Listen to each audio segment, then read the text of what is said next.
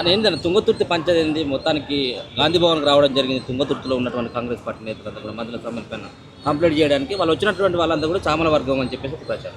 నేనంటూ ఏ రోజు ఏ వర్గం లేదు నాకు. నన్ను గెలిపించారు 70,000 ఓట్లతోటి. మందుల శామ్యుల్ గారిని 50,000 ఓట్లతోటి గెలిపించారు. గెలిపించిన వాళ్ళందరూ కూడా కాంగ్రెస్ పార్టీ కార్యకర్తలు, తుంగతుర్తి నియోజకవర్గ ప్రజలు. ఇప్పుడు అపాయింట్ అయినటువంటి మండల పార్టీ ప్రెసిడెంట్లు మా వాళ్ళే. ఎవరికైతే మాకు రాలేదని బాధలో ఉన్న వాళ్ళు కూడా మా వాళ్ళే. కాకపోతే ఇక్కడ జరిగింది ఏంటంటే అపాయింట్మెంట్ ఇచ్చే ముందు ఒకసారి మండల స్థాయిలో కూర్చొని చర్చ చేసుకుంటే వాళ్ళకు కూడా అర్థమయ్యేది ఎందుకు ఇస్తారు, ఎట్లా ఇస్తారు అనేది. ఆ చర్చ జరగలేదు కాబట్టి కొంచెం వాళ్ళు డిస్టర్బ్ అయిపోయి, నేను విదేశాలలో ఉన్నా, నేను ఏ రోజు కూడా గతంలో కూడా మీరు ఎంక్వైరీ చేయాల్సిన విషయం ఏంటంటే నేను ఏ రోజు కూడా ఏ మండల పార్టీ ప్రెసిడెంట్ని రికమెండ్ చేయలేదు. ఒక శాలిగౌరారం విషయంలో నేను ఒక్కటి నా సొంత మండలంలో ఇంటర్ఫియర్ అయిన తప్ప మోత్కూరులో కానీ అడ్డగూడూరులో కానీ ఎక్కడ కూడా నేను ఇంటర్ఫియర్ కాలే.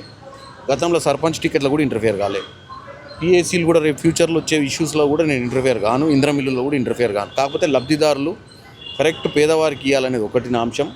2, చర్చ చేసి ఎక్కువ మంది ఎవరు నొప్పుకుంటే వాళ్ళకి ఇస్తే ఏమైందంటే డెమోక్రసీలో ప్రజాస్వామ్యబద్ధంగా మేము గెలవాలన్నా ఎక్కువ ఓట్లు ఎవరు వస్తే వాడే ఎంపీ అవుతాడు. ఎక్కువ ఓట్లు ఎవరికి వస్తే వాళ్ళు ఎక్కువ మంది కాంగ్రెస్ కార్యకర్తలనే ఒక చిన్న మీటింగ్ పెట్టుకొని ఒక కూర్చొని ఎవరిని చేస్తే బాగుంటుంది అని చెప్పి 4 పేర్లు వస్తే నువ్వు ఎవరైతే బాగుంటారని 50% పైచులకి ఎవరు నొప్పుకుంటే వాళ్ళకి ఇచ్చేస్తే అయిపోయేది.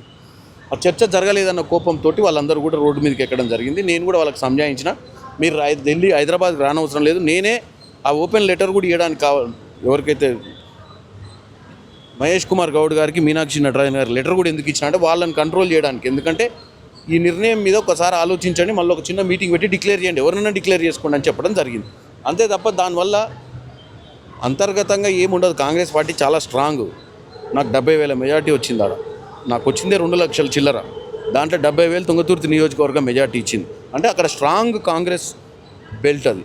అక్కడ ఏంటంటే డెసిషన్ తీసుకునేటప్పుడు కొంచెం ఇంక్లూజివ్ పాలసీ ప్రకారం డెసిషన్ తీసుకుంటే మందుల శామ్యుల్ గారికైనా నాకైనా ఎవరికైనా భవిష్యత్తులో మంచి భవిష్యత్తు ఉంటుంది. ఎందుకంటే అక్కడ ఉన్న ప్రజలు ఎవరు మనోళ్ళు కాదు చెప్పి అంత మనోళ్ళే. వీడికి వచ్చిన వాళ్ళు మనోళ్ళే, ఆడ ఊర్లో ఉన్న వాళ్ళు మనోళ్ళే, మధ్య ఉన్న వాళ్ళు మనోళ్ళే. కాబట్టి సమన్వయం చేయాలని నేను అక్కడి నుంచే కోరుకున్నా.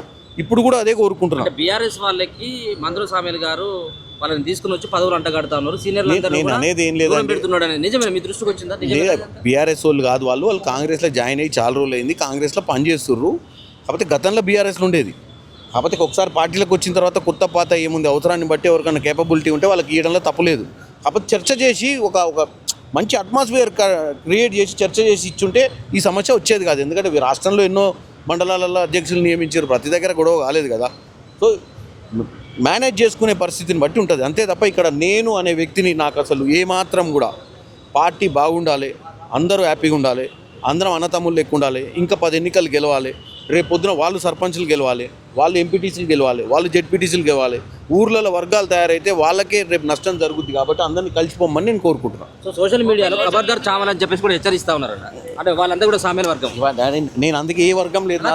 తెలంగాణ జర్నలిస్టులపై కూడా ఆంధ్ర పోలీసులు అందరూ కూడా తెలంగాణలోకి ఎంటర్ మరీ తీసుకుపోతున్న పరిస్థితి. అలాగే రఘువారికి కూడా ఈరోజు అరెస్ట్ చేస్తారని చెప్పి కూడా, చెరువు విషయంలో కూడా అరెస్ట్ చేస్తారని చెప్పి కూడా కొన్ని విషయాలు అయితే బయటకు వస్తున్నాయి.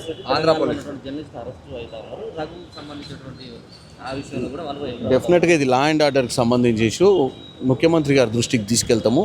డెఫినెట్గా వాళ్ళు తీసుకోవాలి. ఎందుకంటే హోమ్ మినిస్టర్ కూడా ముఖ్యమంత్రి గారే ఉన్నారు. కాబట్టి అసలు ఏ సందర్భంలో ఎవరు వచ్చిర్రు, ఎందుకు అరెస్ట్ చేస్తారు అనేది ఒకసారి నాకు కూడా తెలిస్తే దాని మీద నేను స్పందించగలను. కేవీఆర్ని కూడా అరెస్ట్ చేశారు రీసెంట్గా. అదే నేనేమంటున్నా అంటే దాని మీద స్పందించాలంటే ఇష్యూ ఏంది. డెఫినెట్గా ఈ రాష్ట్రంలో ఉన్నటువంటి జర్నలిస్టులు ఎవరిని కూడా అన్యాయంగా అరెస్ట్ చేస్తే ఊకునేది లేదు.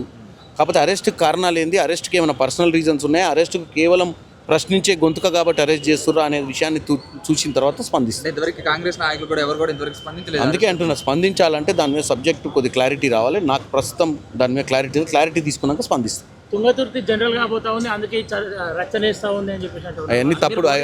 ఎవరైనా మాట్లాడొచ్చప్ప ఏదైనా. అదంతా అటువంటి పరిస్థితి ఏం లేదు. నేను అందరిని కలుపుకొని పోయే వ్యక్తిని, అందరితోటి సమన్వయంగా చేసుకుంటాను నేను. అందుకే ఎందుకంటే నేనేమి ఈరోజు ఉద్దేశం ఉన్నాక లెటర్ ఎందుకు బహిరంగంగా రాయాలి, ఎందుకంటే వాళ్ళకి సంవత్సరం ఎందుకు రాయలేడు అని చెప్పేసి అంతర్గతంగానే రాసిన ఎవరో లీక్ చేసిర్రు. అది ఎవరో లీక్ చేసిర్రు అంటే ఎవరో పేపర్ చేతికి వచ్చిన ఎవరో చేసిండొచ్చు. ఏముంది, కాంగ్రెస్ పార్టీ చేయాలని ఏముంది. ఇవాళ రేపు ఎవరికి వచ్చినా దాన్ని పండగ చేసుకున్నాం. అంటే బీఆర్ఎస్ పార్టీ నుంచి అయితే రావు కదా.